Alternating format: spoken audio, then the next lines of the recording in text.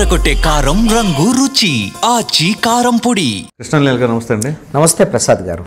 Sir, మద్యం, ఈ మద్యానికి సంబంధించిన వ్యవహారంలో గత ప్రభుత్వంలో భారీ మద్య కుంభకోణం అని చెప్పేసి సిట్ దర్యాప్తు చేపడతా ఉంది.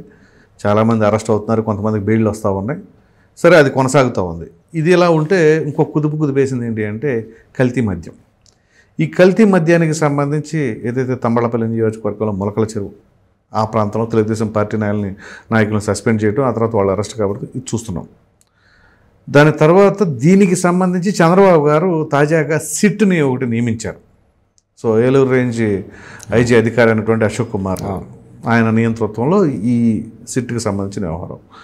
సో ఆ సిట్కి అంటే గత ప్రభుత్వంలో జరిగిన కుంభకోణానికి సంబంధించిన సిట్టు, ప్రస్తుతం కల్తీ మద్యానికి సంబంధించిన సిట్టు, ఈ రెండింటి మధ్య వైసీపీ ఏమైనా సరే దీన్ని ఒక ఆయుధంలాగా వాడుకునే ఆస్కారం ఉందా?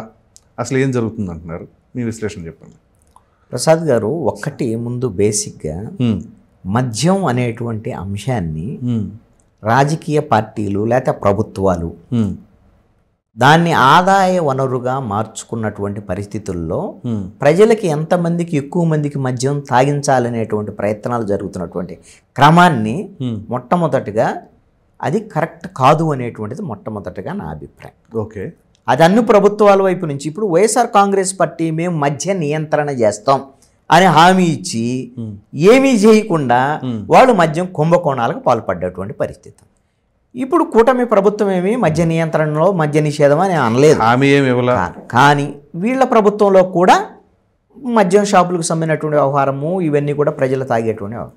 ఇప్పుడు అంటే సంక్షేమ పథకాలు అమలు చేయటం అనేటువంటి పేరుతో మీరు ఇదే ప్రజలకి మీరు మద్యం తాపించి ఆ విధంగా ఆయా కుటుంబాలని ఎవరైతే కుటుంబం పెద్దగా ఉండేటువంటి ఆ పురుషుడికి సంబంధించినటువంటి వ్యవహారంలో వాళ్ళ ఆరోగ్యాలను పాడు చేసి లేదా కుటుంబాన్ని ఆర్థికంగా విచ్ఛిన్నం చేసి మనం వాళ్ళకి సంక్షేమ పథకాలు అమలు చేసి వచ్చేటువంటి ఉపయోగం ఏంటి? ఆ విధమైనటువంటి మద్యం అనేటువంటి దాన్ని నియంత్రించటమా లేకపోతే నిషేధించడం అనేది అసాధ్యమైనటువంటి పని కింద కనపడుతున్నటువంటి అంశం. కొన్ని రాష్ట్రాలు, ఇప్పుడు మన ఆంధ్రప్రదేశ్లో కూడా అలాంటి ప్రయత్నం జరిగినప్పుడు, లేకపోతే 2000 ఇప్పుడు మన 1994లో మద్య నిషేధం ఆ రోజున ఎన్టీ రామారావు ప్రకటించారు తెలుగుదేశం ప్రభుత్వంలో. ఆ తర్వాత మిగతా రాష్ట్రాలకు సంబంధించినటువంటి చుట్టూ నుంచి వచ్చేటువంటి పరిస్థితుల నుంచి మనం దాన్ని అధిగమించలేక నియంత్రించలేనటువంటి పరిస్థితుల్లో తర్వాత మళ్ళీ మద్య నిషేధాన్ని ఎత్తివేసినటువంటి పరిస్థితులు ఉన్నాయి. ఇప్పుడు వైసీపీ కూడా మద్య నియంత్రణ అసలు వాళ్ళు అమలు చేసే ఆలోచన కూడా చేయలేనటువంటి పరిస్థితి ఇవన్నీ ఉన్నాయి. అందుకని కనీసము నిషేధం చేయకపోయినా నియంత్రణ, కనీసం విచ్చలవిడితనం లేకపోవటం అనేటువంటిది అవసరము ప్రభుత్వాల వైపు నుంచి అనేటువంటిది మాత్రం నేను ప్రజలు కోరుకుంటున్నటువంటి అంశం ఇది. ఇప్పుడు మందు అందుబాటులో ఉండాలంటారు, అంటే ప్రతి వాళ్ళకి ఇంటి ముందు షాప్ ఉండాలని ఏం కాదు కదా. ఇక్కడ ఈ కుంభకోణాలకు సంబంధించినటువంటి వ్యవహారం, 2 కుంభకోణాల విషయాన్ని మనం గమనిస్తే 2 కుంభకోణాలు మద్యానికి సంబంధించినటువంటి విషయంలో 2 ప్రభుత్వాల్లో 2 భిన్నమైనటువంటి అండి, చాలా భిన్నమైనటువంటి. దీంట్లో ఉన్న ప్రధానమైనటువంటి వ్యత్యాసం ఏంటి అని అంటే, వైఎస్ఆర్ కాంగ్రెస్ పార్టీ ప్రభుత్వ హయాంలో ప్రభుత్వమే మద్యం దుకాణాలను పెట్టి ప్రభుత్వం ఏం చేసింది, ఏం కుంభకోణానికి పాల్పడింది అని అంటే, అసలు మా కుంభకోణమే లేదు, ఏమీ జరగలేదు, అక్రమంగా కేసులు పెట్టారని చెప్తున్నారు కదా. అవును, సింపుల్గా ప్రభుత్వం మద్యం దుకాణాలను పెట్టి జగన్మోహన్ రెడ్డి ముఖ్యమంత్రిగా ఆ రోజు నుండి తన చుట్టూ ఉన్నటువంటి కోటరి విజయసాయి రెడ్డి, అదేవిధంగా పెద్దిరెడ్డి, మిథున్ రెడ్డి, కసిరెడ్డి రాజశేఖర్ రెడ్డి, ఈ విధంగా తన కోటరి ఉండతే ఎవరైతే ఉన్నారో వైఎస్ఆర్ కాంగ్రెస్ పార్టీ నాయకులకి రాష్ట్రంలో ఉన్నటువంటి డిస్టిలరీస్ మద్యం తయారీ కంపెనీలు ఎవరి దగ్గర ఉన్నా సరే బలవంతంగా వైఎస్ఆర్ కాంగ్రెస్ పార్టీ వాళ్ళు నాయకులు లాక్కొని వాళ్లే మద్యం తయారు చేసి ఆ యొక్క 9 డిస్టిలరీస్ నుంచి ప్రభుత్వ మద్యం షాపులకి 60 నుంచి 70% ఈ 9 డిస్టిలరీస్, ఆ 9 కూడా వైఎస్ఆర్ కాంగ్రెస్ పార్టీకి సంబంధించినటువంటి నాయకులే. మిథున్ రెడ్డి దగ్గర నుంచి ఎవరైతే ఈ కేసుల్లో అరెస్ట్ అయ్యారో చెవిరెడ్డి భాస్కర్ రెడ్డి వీళ్ళకి సంబంధించినటువంటి వాళ్ళ నుంచి వాళ్ళకి ఇష్టం వచ్చినటువంటి బ్రాండ్స్ వాటిని తయారు చేసి వాడు ప్రభుత్వానికి ఇచ్చేశారు. మీకు అందుకనే ఆ సమయంలో 5 ఏళ్లలో నేషనల్ ఇంటర్నేషనల్ బ్రాండ్స్ ఏవైతే ఉన్నాయో ఏ మద్యం అందుబాటులో లేదు. వీళ్ళు ఇష్టం వచ్చినటువంటి వీళ్ళు తయారు చేసిన అంటే వీళ్ళు తయారు చేసి వాళ్లే ప్రజలకు చేసి అధికారికంగా ఇది జగన్మోహన్ రెడ్డి కేంద్రంగా జరిగింది, జగన్మోహన్ రెడ్డి ముఖ్యమంత్రిగా ఉన్నారు, ఆయన యొక్క ప్రమేయంతోనే జరిగిందని సిట్టు దర్యాప్తులో తేల్చినటువంటి అంశం. ఆయన పేరు ప్రస్తావన కూడా కొన్ని అధికారికంగా మిథున్ రెడ్డి ఏ డిస్టిలరీస్ నుంచి ఏమేం చేశారు, కుంభకోణాలు వ్యవహారం మీదే, అదేవిధంగా కసిరెడ్డి రాజశేఖర రెడ్డి యొక్క పాత్ర ఏంటి, అదేవిధంగా మోహిత్ రెడ్డి కానివ్వండి లేదా చివిరెడ్డి భాస్కర్ రెడ్డి కానీ, ఇలాగా వాళ్ళు ఒక 4 డజన్ల మంది వైఎస్ఆర్ కాంగ్రెస్ పార్టీ నేతలు ఈ మద్యం కుంభకోణంలో ఉన్నారు. జగన్మోహన్ రెడ్డి పాత్ర ఉంది అనేటువంటి దాంట్లో ఆల్రెడీ ఆధారాలతో సహా ఎస్టాబ్లిష్ చేసినటువంటి పరిస్థితి సిట్ వైపు నుంచి ఉంది. అంటే సుమారుగా 33,000 కోట్ల రూపాయల కుంభకోణం అండి. ఓకే, 33,000 కోట్లు, 33,000 కోట్ల కుంభకోణం, 3,000 కోట్ల రూపాయలు ముడుపులు. అవును, ముడుపులు. అంతే తప్ప మీరు 33,000 కోట్ల రూపాయలు ఎక్కడైతే అసలు మీరు ఎవరు మద్యం ఏం కావాలి షాప్కి, అక్కడ ఉండేటువంటి ప్రజల యొక్క డిమాండ్ ఏంటి, ఆ డిమాండ్కి అనుగుణంగా ఏపీ ఇప్పుడు బ్రేవరేజెస్ కార్పొరేషన్ వాళ్ళు అందుకు అనుగుణంగా ఇండెంట్ పంపిస్తే వాళ్ళు ఆటిని పంపించాలి. వైసీపీ ప్రభుత్వంలో అది కాదు జరిగింది. వాళ్ళు ఇచ్చినటువంటి దాన్ని ఇక్కడ వీళ్ళు అమ్మేటువంటి విధంగా చేసే ఇది అసలైనటువంటి కుంభకోణం. ఇది మొత్తం డిస్టిలరీస్ని బెదిరించి ఎవరెవరు ఉన్నారో అన్ని డిస్టిలరీస్ మొత్తాన్ని వీళ్ళ కబ్జా చేసేసి లేదా లీజుల పేరుతో చేసినటువంటి పరిస్థితి. ఈ విషయాలు మొత్తాన్ని కూడా మీరు 2024 ఎన్నికలకు ముందే పురంధేశ్వరి ఏ డిస్టిలరీస్ని ఏ విధంగా వీళ్ళు కబ్జా చేసి ఏ విధంగా కుంభకోణం చేశారు, ఈ 33,000 కుంభకోణం అనేటువంటి 1,000 కోట్ల రూపాయల కుంభకోణం అన్ని డీటెయిల్గా కేంద్ర ప్రభుత్వానికి కూడా ఆ రోజున బీజేపీ అధ్యక్షురాలు పంపడం జరిగింది. ఆ తర్వాత ఇప్పుడు సిట్లో దాదాపుగా అదే విషయాలన్నీ బయటకు వస్తున్నటువంటి పరిస్థితి. ఇది అంటే వైఎస్ఆర్ కాంగ్రెస్ పార్టీ ప్రభుత్వంలో అప్పుడు ముఖ్యమంత్రితో పాటు ప్రముఖ వైఎస్ఆర్ కాంగ్రెస్ పార్టీ నేతలు అధికారంలో ఉన్నటువంటి వాళ్ళు అధికారికంగా చేసినటువంటి అధికారాన్ని దుర్వినియోగం చేసినటువంటి కుంభకోణం. దాని మీద ఇప్పుడు వాళ్ళు ఎదుర్కొన్నారు. ఇంకా మీకు దీంట్లో ఇంకా అరెస్ట్ కావాల్సిన వాళ్ళు ఉన్నారు. అంబటి రాంబాబు, అదేవిధంగా నాగేశ్వరరావు, మీరు అలాగా దాదాపుగా ఇంకొక 10-15 మంది, ఇంకో డజన్ మంది మాజీ మంత్రులు వీళ్ళందరూ అరెస్ట్ కాబోతున్నారు. మీ అదేంటి, అవి కూడా ఒక చోట నుంచి ఇంకొక చోటకి ట్రాన్స్పోర్ట్కు సంబంధించినటువంటి వ్యవహారాలు చేసిన కుంభకోణాలు దాని కూడా కోర్టులోనే ఉంది. ఆ విధంగా ప్రతిదాన్ని ఇంకా అవినీతికి కాదేది అనర్హం అన్నట్టుగా వైఎస్ఆర్ కాంగ్రెస్ పార్టీ ప్రభుత్వంలో జరిగింది. ఇవన్నీ కూడా జగన్మోహన్ రెడ్డి కేంద్రంగా అక్కడ కరప్షన్ అంటే ఒక సెంట్రలైజ్డ్ కరప్షన్గా జరిగినటువంటి పరిస్థితులు. ఇప్పుడు కూటమి ప్రభుత్వంలో జరిగినటువంటి మద్యం కుంభకోణ విషయానికి వద్దాం. ఇప్పుడు కూడా ఈ ప్రభుత్వ హయాంలో ఇప్పుడు ప్రైవేటు వాళ్ళు తీసుకున్నటువంటి ప్రైవేట్ వాళ్ళకి టెండర్ల రూపంలో షాపులు ఇచ్చారు.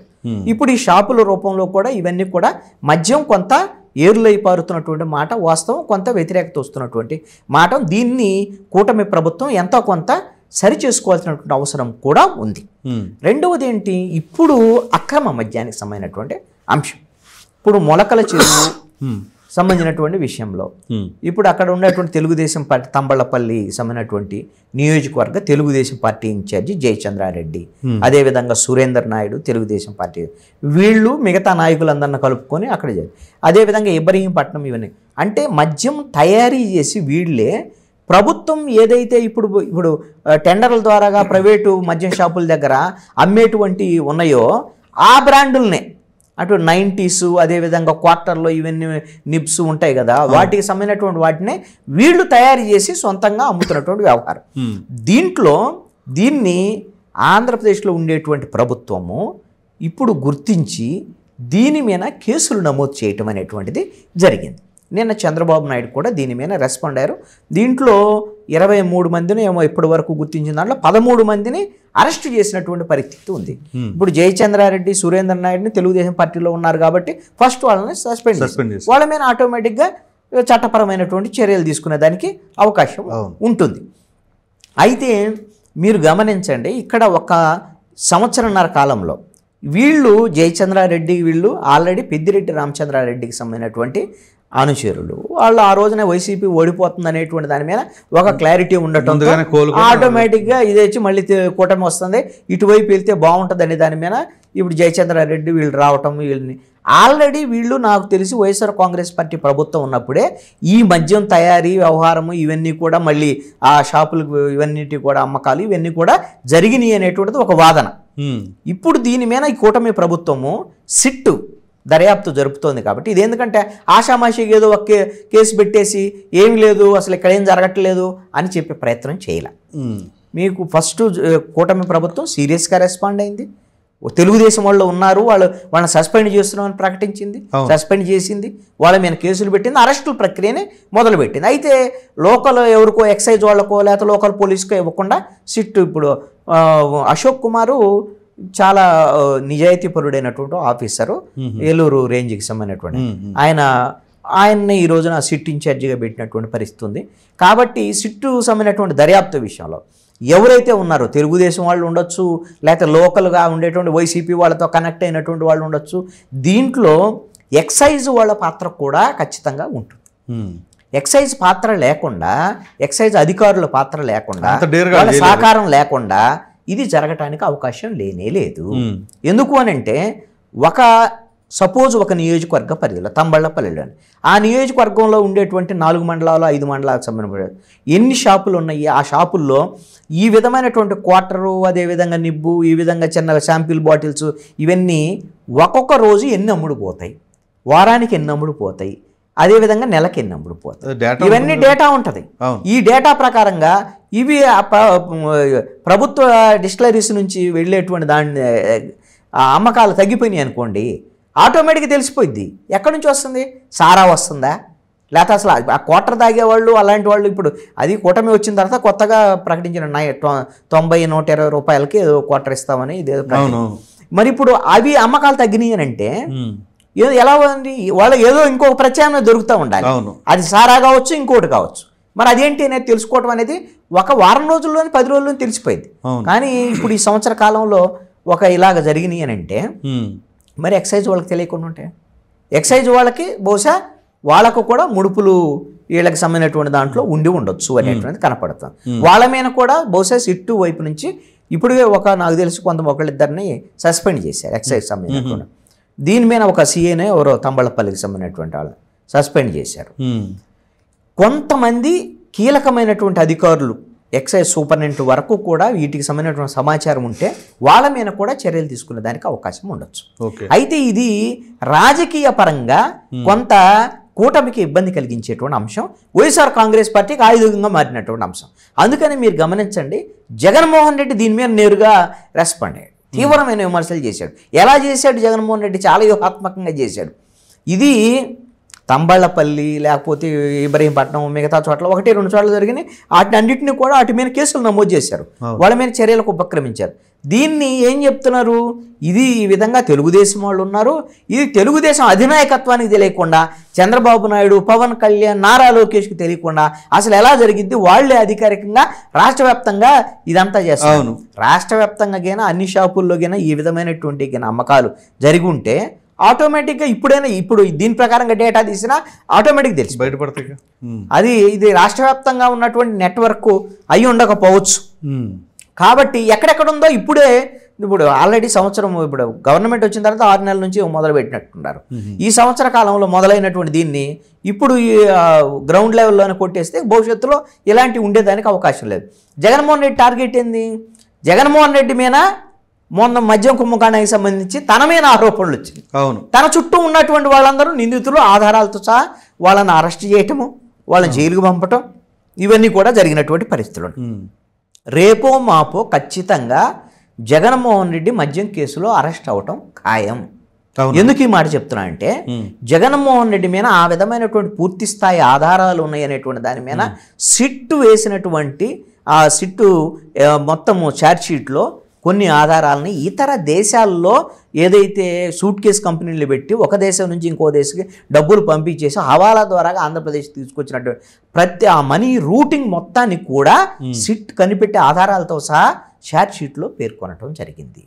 నాకు తెలిసి కేంద్ర ప్రభుత్వం వైపు నుంచి అంటే పొలిటికల్గా ఆమోదం కోసం మాత్రమే జగన్మోహన్ రెడ్డి అరెస్ట్ విషయంలో ఆంధ్రప్రదేశ్ సిట్టు ఆగి ఉంది ఆంధ్రప్రదేశ్ ప్రభుత్వం వైపు నుంచి ఆగి ఉంది అనేటువంటిది నాకున్నటువంటి సమాచారం. ఎందుకంటే ఇంత ఖచ్చితమైనటువంటి ఆధారాలు దొరికిన తర్వాత జగన్మోహన్ రెడ్డి పాత్ర ఉంది, తన ఆత్మీయుడైనటువంటి మిథున్ రెడ్డి, చెవిరెడ్డి భాస్కర్ రెడ్డి, కసిరెడ్డి రాజశేఖర్ రెడ్డి వీళ్ళ పాత్ర నేరుగా ఉండి అరెస్టులు అయినటువంటి నేపథ్యంలో జగన్మోహన్ రెడ్డిని కేంద్ర ప్రభుత్వం నుంచి అనుమతి రాలేదో, కేంద్ర ప్రభుత్వం వాళ్ళు నరేంద్ర మోడీ, అమిత్ షా సహకారం ఉందని గిన జగన్మోహన్ రెడ్డిని గిన అరెస్టు చెయ్యకపోతే ఇప్పుడు ఈ రోజున కూటమి ప్రభుత్వం నెత్తిన నిప్పులు పోసుకున్నట్టే. ఎందుకు ఈ మాట అంటున్నానంటే, ఇన్ని ఆధారాలు ఉన్న తర్వాత మీరు అరెస్ట్ చేయలేకపోతే మీరు ఒక రకంగా నిందితులకి మీరు రాజకీయపరమైనటువంటి అంశాల మీద సపోర్ట్ చేస్తున్నారా అనేటువంటిది ప్రజల్లో బలంగా వెళ్ళేదానికి అవకాశం ఉంటుంది. ఆంధ్రప్రదేశ్లో ఉన్నటువంటి బీజేపీ అధ్యక్షురాలు ఆ రోజున పురంధేశ్వరి ఈ అంశాలు మొత్తం మాట్లాడారు. చంద్రబాబు నాయుడు ప్రతిపక్షంలో ఉన్నప్పుడు మాట్లాడారు. అదేవిధంగా పవన్ కళ్యాణ్ ఈ అంశాల మీద మాట్లాడారు. ఈ రోజున కూటమి ప్రభుత్వం ఉన్నటువంటి పరిస్థితుల్లో జగన్మోహన్ రెడ్డి మీద ఇన్ని ఆధారాలు ఉన్న తర్వాత, చుట్టూ ఉన్నటువంటి వాళ్ళ అరెస్టులన్నీ జరిగిన తర్వాత జగన్మోహన్ రెడ్డినే వదిలిపెడితే, జగన్మోహన్ రెడ్డికి ఈ రోజున కేంద్ర ప్రభుత్వం ఆశీస్సులు ఉన్నాయని బయటికి వెళ్తే కూటమి ప్రభుత్వానికి రాజకీయంగా ఎంత నష్టం వచ్చేదానికి అవకాశం ఉంటుంది. అయితే ఒక చిన్న డౌట్ అండి. చెప్ప తాజాగా వైసీపీ ఎంపీ మిథున్ రెడ్డికి బెయిల్ మంజూరు కావటం, ఆయనేమో ఐక్యరాజ్య సమితి సమావేశాలకి పాస్పోర్ట్ కోసం అప్లై చేయటం, మరి వీటన్నిటిని చూస్తూ ఉంటే ఇంకా దాదాపుగా లిక్కర్ కేసు ముగిసిపోయింది, మిథున్ రెడ్డినే వదిలేశారేక మరి జగన్మోహన్ రెడ్డిని ఎలా అరెస్ట్ చేస్తారని కూడా ఒక వాయిస్ ఉంది. ఏమంటారు? ఖచ్చితంగా ఈ చర్చ ఉంది. ఎందుకు అని అంటే, మిథున్ రెడ్డి ఈ కేసులో కీలకమైనటువంటి నిందితుడిగా ఉన్నారు, అరెస్ట్ అయ్యారు, ఆయన బెయిల్ వచ్చింది. బెయిల్ అనేది బెయిల్ వచ్చినంత మాత్రాన మా వాళ్ళందరూ బెయిల్ వస్తుంది, అసలు ఆధారాలు లేవు అందుకనే బెయిల్ వస్తున్నాయి అంటారు. బెయిల్ అనేది రైట్ అండి, బెయిల్ రైటే, కానీ ఏమైనా మతలబు ఉందా అనేది మతలబ్ అంటే బెయిల్ అనేది ఆయనకు ఒక ఎంపీ ఆల్రెడీ మధ్యంతర బెయిల్ ఒకసారి వచ్చింది, ఓటేయడానికి వెళ్ళారు జరిగినటువంటి పరిస్థితుల్లో. అలాగే రేపొద్దున చెవిరెడ్డి భాస్కర్ రెడ్డికి బెయిల్ రావచ్చు, లేదా కసిరెడ్డికి కూడా బెయిల్ రావచ్చు. 4 రోజుల తర్వాత రావటం, బెయిల్ రావటం అనేది కేసు విచారణ వ్యవహారం వేరండి. ఇంకా కొంతమంది అరెస్ట్ అవ్వటం వేరు.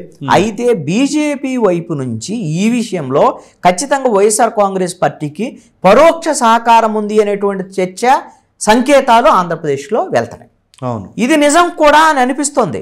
ఎందుకు అంటే, మిథున్ రెడ్డి ఈ రోజున ఐక్యరాజ్య సమితికి వెళ్ళేటువంటి ప్రతినిధుల్లో ఇప్పుడు తెలుగుదేశము, జనసేన, బీజేపీ కూటమికి సంబంధించిన వాళ్ళు ఆంధ్రప్రదేశ్లో ఎంతమంది ఉన్నారు? ఎంపీలు 21 మంది ఉన్నారు. 4 ఉన్నటువంటి వైఎస్ఆర్ కాంగ్రెస్ పార్టీకి మిథున్ రెడ్డిని ఐక్యరాజ్య సమితి వరకు మీరు తీసుకెళ్ళటానికి మీరు అనుమతి ఇచ్చారు అని అంటే దీన్ని ఏమనాలి? అదే కదా, మీకు ఇండైరెక్ట్గా మేము మీ వెనకాల ఉన్నాము అనేటువంటిది.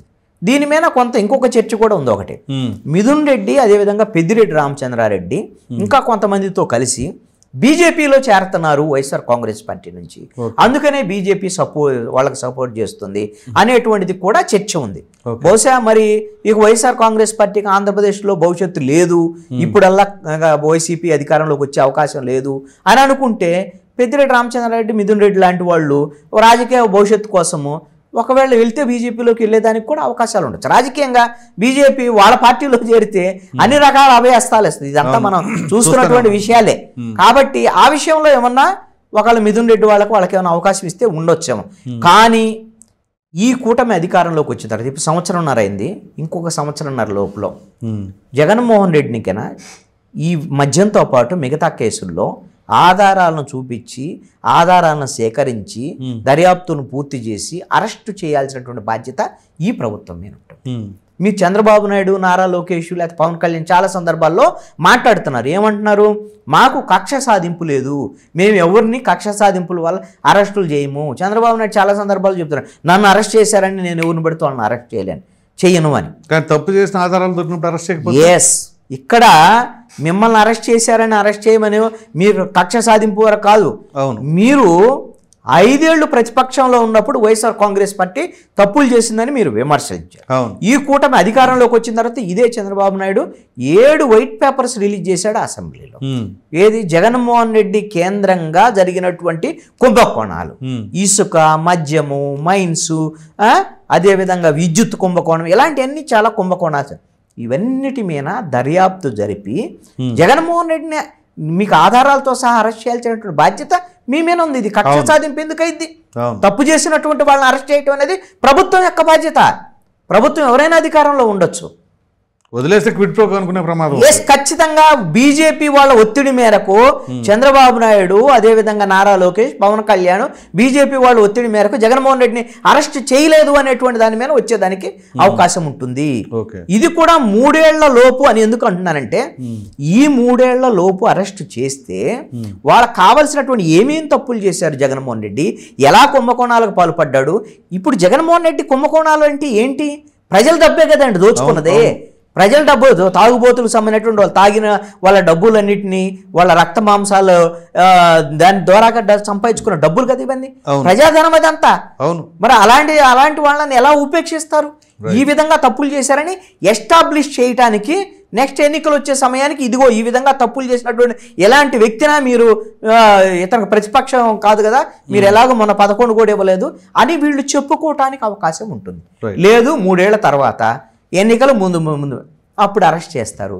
జగన్మోహన్ రెడ్డి ఏమంటాడు, నన్ను ఎన్నికల్లో ఫేస్ చేయలేక వీళ్ళు నన్ను అరెస్ట్ చేశారు, అక్రమంగా అరెస్ట్ చేశారు అని అతను ఆటోమేటిక్గా ప్రచారం చేస్తారు. ఎప్పుడు జరిగిందంటే వీళ్ళు ఎస్టాబ్లిష్ చేసుకోవడానికి అవకాశం ఉండేటువంటి సమయం చాలా కీలకమైనటువంటిది అనేది నా ఉద్దేశం. అందుకని రాజకీయ పరమైనటువంటి అంశాల్లో కూడా 3 ఏళ్ల లోపే ఈ ప్రభుత్వము జగన్మోహన్ రెడ్డిని అరెస్ట్ చేయటము, ఆధారాలన్నింటినీ కోర్టు ముందు పెట్టడము, అవన్నీ చేయాల్సినటువంటి బాధ్యత. ఇంకోటి కూడా కేంద్రం మీద ఒత్తిడి తీసుకువచ్చు ఖచ్చితంగా.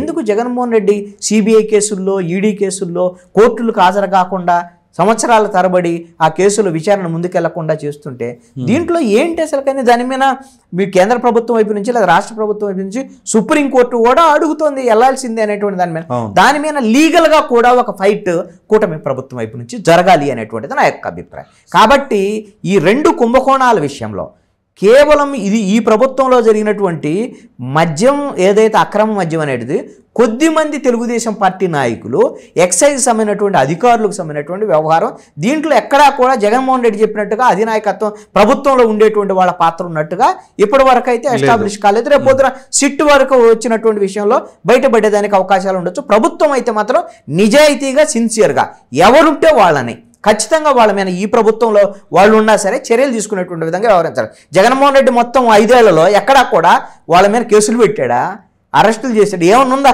అన్ని కుంభకోణాలు జరిగితే ఎవరైతే బాధితులు వెళ్ళారో పోలీస్ స్టేషన్లకు వాళ్ళ మీద కేసులు పెట్టారు, ప్రతిపక్షాల వాళ్ళ మీద కేసులు పెట్టారు, వేధింపులకు గురి చేసినటువంటి పరిస్థితి. కాబట్టి 2 ప్రభుత్వాల మీద ఉన్నటువంటి డిఫరెన్స్ ఇది, 2 మద్యం కుంభకోణాలకు సంబంధించినటువంటి డిఫరెన్స్ ఇది. జగన్మోహన్ రెడ్డి అసలు కుంభకోణమే జరగలేదని అప్పుడు అన్నాడు, ఇప్పుడు కూడా అంటున్నాడు. వీళ్ళు జరగలేదంటలా, జరిగింది, ఆ తప్పు చేసినటువంటి వాళ్ళని మేము ఉపేక్షించం అని చెప్తున్నారు. ఇది డిఫరెన్స్. సరే చూద్దామండి. మిథున్ రెడ్డి గారు బెయిల్ వచ్చినా కానీ జగన్మోహన్ రెడ్డి అరెస్ట్ కావడం పక్కా అని చెప్పేసి అంటున్నారు. కాబట్టి ఏం జరుగుతుందో చూద్దాం. Thank you.